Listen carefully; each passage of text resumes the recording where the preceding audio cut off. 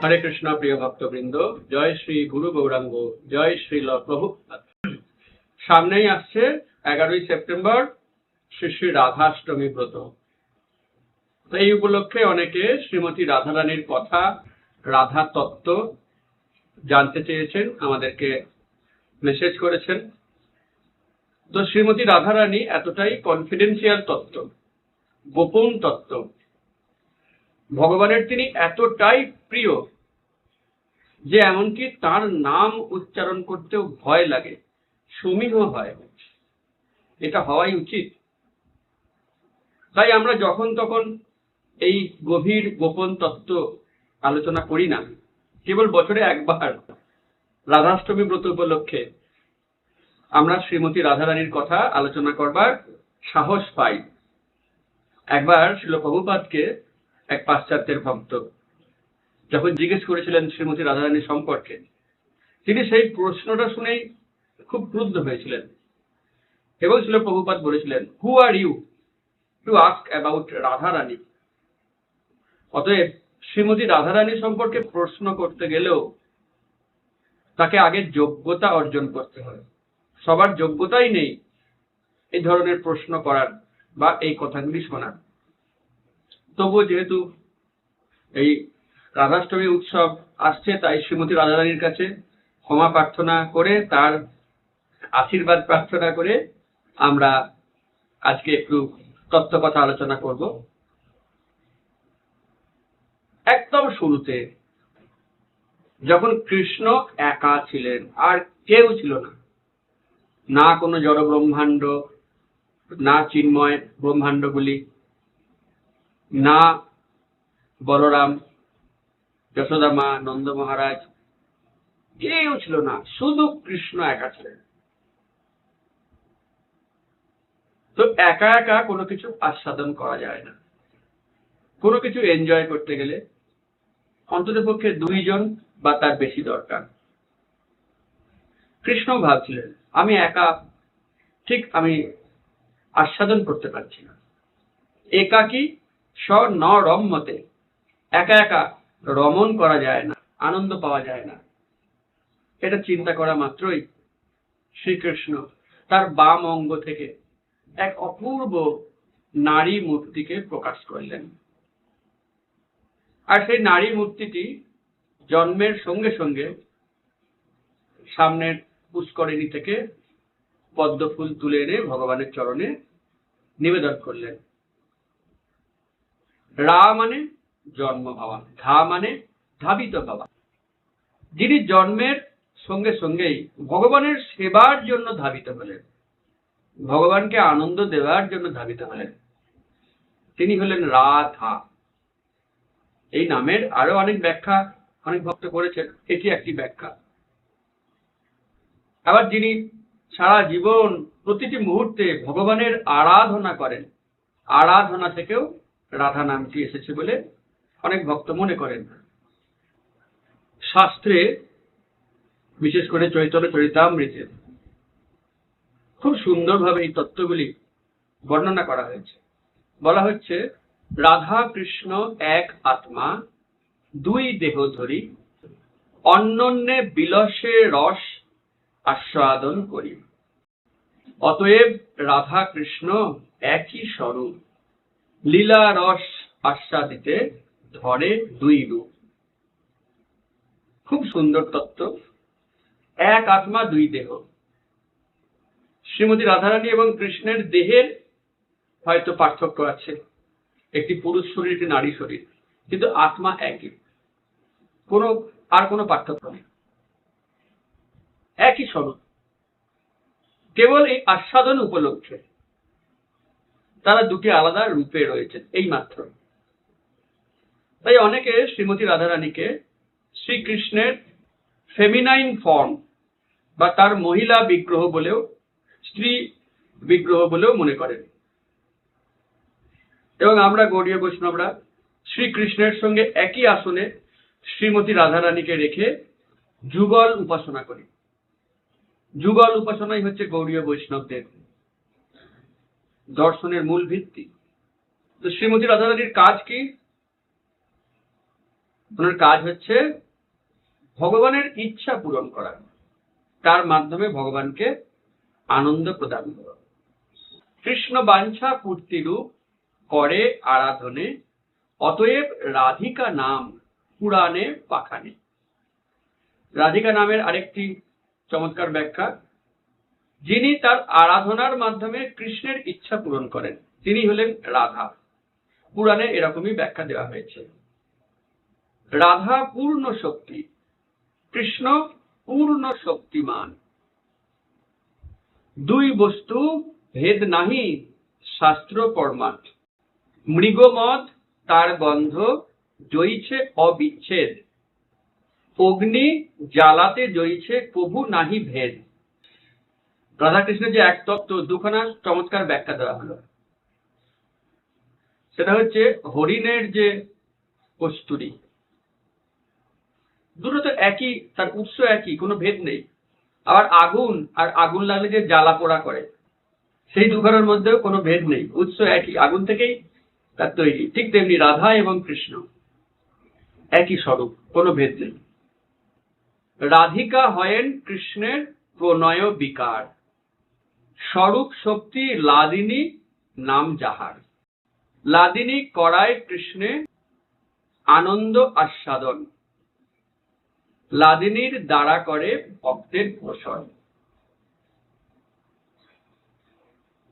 শ্রীমতী রাধারানী যেমন একদিকে কৃষ্ণকে আনন্দ আস্বাদন করান, অপরদিকে তিনি ভক্তের ভক্তিকে পোষণ করেন, ভক্তির পুষ্টি প্রদান করেন, ভক্তকে প্রেম প্রদান করেন।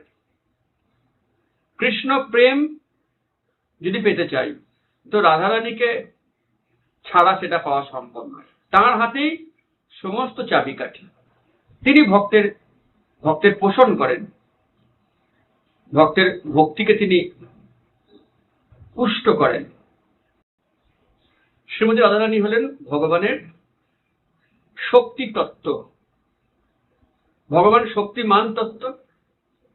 একদিকে শক্তিমান, এই তামাম দুনিয়ায় জড় ব্রহ্মাণ্ড, চিন্ময় ব্রহ্মাণ্ড সমস্তটা মিলিয়ে তত্ত্ব দুইটি, শক্তিমান এবং শক্তি। শক্তিমান হচ্ছে কৃষ্ণ, আর বাদ বাকি সমস্ত জীব এবং রাধারানী সবাই হচ্ছে শক্তি। জীবেরা তটস্থা শক্তি, দুর্গা দেবী বহিরঙ্গা শক্তি, আর রয়েছে অন্তরঙ্গা শক্তি। অন্তরঙ্গা শক্তি আবার তিনটে টাইপ, সন্ধিনী, সম্বিত এবং লাদিনী। তাহলে বোঝা গেল শক্তিমান হচ্ছে কৃষ্ণ, কৃষ্ণ বলরাম নারায়ণ ইত্যাদি। আর শক্তি তত্ত্ব তিনটে, অন্তরঙ্গা, বহিরঙ্গা এবং তটস্থা। আমরা জীবেরা তটস্থা শক্তি, কখনো অন্তরঙ্গার আন্ডারে, কখনো বহিরঙ্গার আন্ডারে। এখন এই অন্তরঙ্গা শক্তির তিনটে ভাগ সম্পর্কে আমরা জানবো। কৃষ্ণ যে শক্তির দ্বারা স্বীয় সত্তাকে ধারণ করেন সেটা সন্ধিনী। কৃষ্ণ যে শক্তির দ্বারা স্বীয় সত্তাকে জানতে পারেন সেটা সম্বিত। আর কৃষ্ণ যে শক্তির দ্বারা স্বয়ং আনন্দ লাভ করেন সেটাই হচ্ছে লাদিনী। বলা হচ্ছে লাদিনীর সার প্রেম, প্রেম সার ভাব, ভাবের পরম কাষ্ঠা নাম মহাভাব, মহাভাব স্বরূপা শ্রী রাধা ঠাকুরানী, সর্বগুণ খনি কৃষ্ণকান্ত শিরোমণি। এখান থেকে আমরা রাধারানীর তত্ত্বটা আরো পরিষ্কার বুঝতে পারছি। লাদিনীর সার হচ্ছে প্রেম, প্রেমের সার ভাব, ভাবের সার মহাভাব, সেই মহাভাবের আবার সর্বোচ্চ অধিকারী হচ্ছেন এই শ্রীমতী রাধারানী। তিনি ভগবানের এতই প্রিয়, এতই গোপন শক্তি। কৃষ্ণ হচ্ছেন সর্বাকর্ষক, সকলকে আকর্ষণ করেন, অল অ্যাট্রাক্টিভ।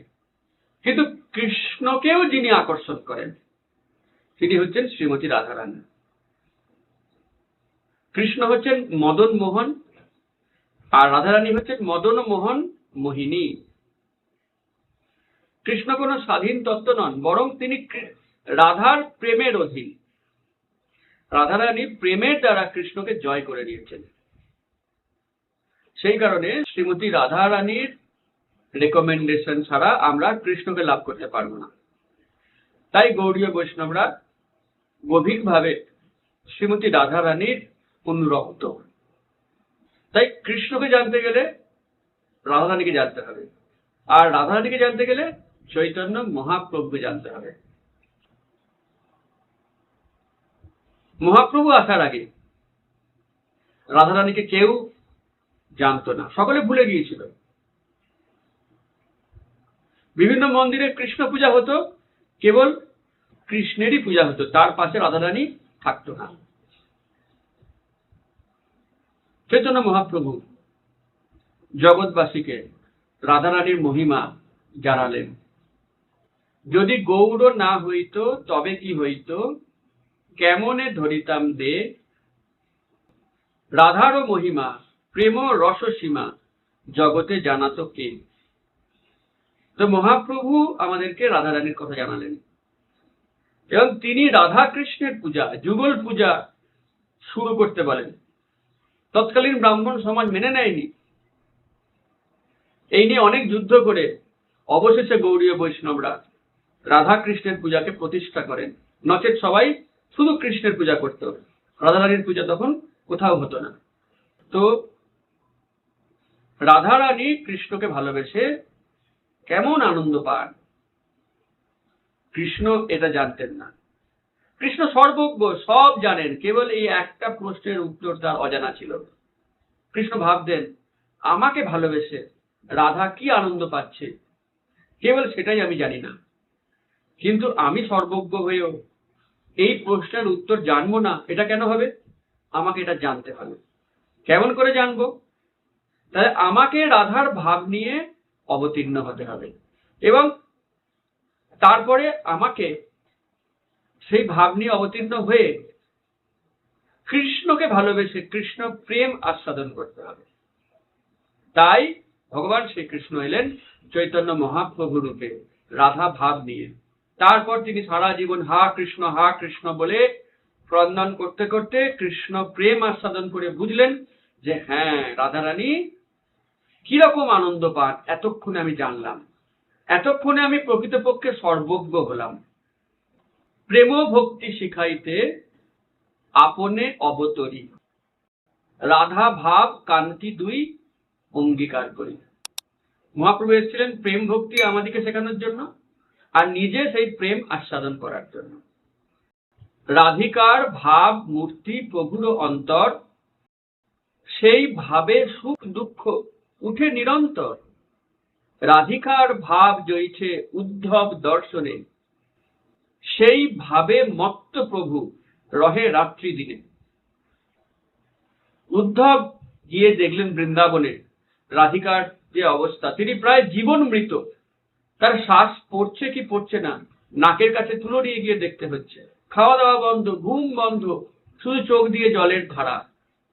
উদ্ধব যেই ভাব দেখলেন রাধা রানীর, চৈতন্য মহাপ্রভু ঠিক সেই ভাব নিয়ে এসেছেন এবং তিনি ঠিক সেরকম আচরণ করেছেন। এইভাবে চৈতন্য মহাপ্রভু রাধার ভাব নিয়ে এসে রাধার চরিত্রে অভিনয় করে কৃষ্ণ প্রেম আস্বাদন করলেন। আর মহাপ্রভুর সঙ্গে রাধারানীও আবার এলেন গদাধর পণ্ডিত রূপে। রাধারানী ভাবলেন যে কৃষ্ণ এখন যাচ্ছে আমার ভাব নিয়ে, আমিও যাব, আমি দেখব কৃষ্ণ আমার চরিত্রে কেমন অভিনয় করে। তাই মহাপ্রভুর রাধা ভাবের অভিনয় দেখার জন্য রাধারানী স্বয়ং এলেন গদাধর পণ্ডিত রূপে। আরেকটা কারণ হচ্ছে বৃন্দাবন লীলায় রাধারানী সবসময় কৃষ্ণের সঙ্গ পেতেন না, দর্শন পেতেন না, কারণ তিনি নারী আর কৃষ্ণ ছেলে, অনেক বাধা। তাই গৌড় লীলায় রাধারানী এলেন পুরুষ রূপে গদাধর, আর তিনি ছোট্টবেলা থেকে মহাপ্রভুর নিত্য সঙ্গী, সব সময় তিনি মহাপ্রভুর সঙ্গে থাকতেন। এমনকি জগন্নাথ পুরী ধামেও তিনি শেষ দিন পর্যন্ত মহাপ্রভুর সঙ্গ লাভ করেছেন। তাই রাধারানীর যে আক্ষেপ ছিল আমি সবসময় কৃষ্ণের সঙ্গ পাই না, গৌড় লীলায় তার সেই আক্ষেপ মিটল। চৈতন্য মহাপ্রভু সবার সমস্ত বাসনা পূরণ করেন, কারোর কোনো আক্ষেপ রাখতেই দেন না। তাই কবি গেয়েছেন গাও গাও কুনো গৌরাঙ্গের গুণ, সরল করিয়া মন, এ ভবসাগরে এমন দয়াল না দেখিয়ে আর একজন। তাই রাধা কৃষ্ণকে বুঝতে গেলে চৈতন্য মহাপ্রভুর স্মরণ নিতেই হবে, এছাড়া অন্য কোনো উপায় নেই। রাধারানীর ভাবটা এমন নয় যে আমি সুখ আস্বাদন করব, না, তার ভাব আমি দুঃখ পাই, ক্ষতি নেই, কিন্তু কৃষ্ণ যেন সুখ পায়। শাস্ত্রে বলা হচ্ছে, না গণি আপন দুঃখ, সবে বাঞ্ছি তার সুখ, তার সুখ মোর তাৎপর্য, মোরে যদি দিয়া দুঃখ হইল তার মহাসুখ, সেই দুঃখ মোর সুখ বর্জ্য। যদি আমাকে দুঃখ দিয়ে কৃষ্ণ সুখ পান, তাহলে সেটাই আমার জীবনের সব থেকে বড় পাওনা। আমি আমার নিজের সুখের কামনা করি না, কেবল কৃষ্ণকে কেমন করে সুখ দেব, এটাই রাধারানীর ভাব। তাহলে আমাদেরকেও কৃষ্ণকে সুখ দেওয়ার জন্য, তাকে আনন্দ দেওয়ার জন্য সবসময় চেষ্টা করতে হবে, তাহলে অবশ্যই শ্রীমতী রাধারানীর কৃপা আমরা লাভ করতে পারবো। এবং ভগবান শ্রীকৃষ্ণ যে অনেক অসুর সংহার করেছিলেন, কোনো কোনো সময় সুদর্শন চক্র হাতে নিয়েছিলেন, রামচন্দ্র যে তার তীরের দ্বারা হাজার হাজার অসুর নিধন করেছিলেন, রাধারানী তো মা, তিনি তার সন্তান সম অসুরদের নিধন তিনি এটি পছন্দ করেননি। তাই তিনি বলেছিলেন, তুমি এর পরের বার যখন আসবে ধরাধামে, অস্ত্র নিয়ে আসবে না, কোনো অসুর সংহার করবে না, বরং প্রেমের দ্বারা অসুরের হৃদয় পরিবর্তন করবে। তাই ভগবান যখন এলেন কলিকালে চৈতন্য মহাপ্রভু রূপে, তিনি কোনো অস্ত্র নিয়ে আসেননি, বরং তার অস্ত্র ছিল নাম সংকীর্তন। হরে কৃষ্ণ কৃষ্ণ কৃষ্ণ হরে হরে, হরে রাম রাম রাম হরে হরে। এইভাবে তিনি সমস্ত অসুরের আসুরিক প্রবৃত্তিকে ধ্বংস করেছেন, অসুরদের হৃদয় পরিবর্তন করে তাদেরকে কৃষ্ণ ভক্তে রূপান্তরিত করেছেন। তাই আমরা যে হরে কৃষ্ণ করছি, আমরা যে কৃষ্ণ ভক্ত হয়েছি, সেটি প্রকৃতপক্ষে শ্রীমতী রাধারানীর কৃপা। তো ভক্তগণ, শ্রীমতী রাধারানীর কথা বলার কোনো যোগ্যতা আমার নেই, আমি অত্যন্ত পতিত অনু, তার নাম মুখে আনার সাহস আমার নেই। তবুও যেহেতু আপনারা অনেকে জানতে চেয়েছেন, আমি স্পর্ধা করলাম, আশা করি শ্রীমতী রাধারানী আমায় ক্ষমা করবেন। তো এর বেশি কিছু আর বলছি না, কারণ যোগ্যতা নেই, বুঝতেই পারছেন। যদি আপনাদের ভালো লাগে তো আপনারা আমার জন্য প্রার্থনা করবেন রাধারানীকে, যাতে উনি আমাকে কৃষ্ণ প্রেম শুদ্ধ ভক্তি প্রদান করেন। পুরো ভিডিও দেখার জন্য আপনাদেরকে অনেক ধন্যবাদ। কমেন্ট করে জানাবেন কেমন লাগলো, অবশ্যই লাইক করবেন, সকলকে শেয়ার করবেন। হরে কৃষ্ণ। হরে কৃষ্ণ কৃষ্ণ কৃষ্ণ কৃষ্ণ হরে হরে।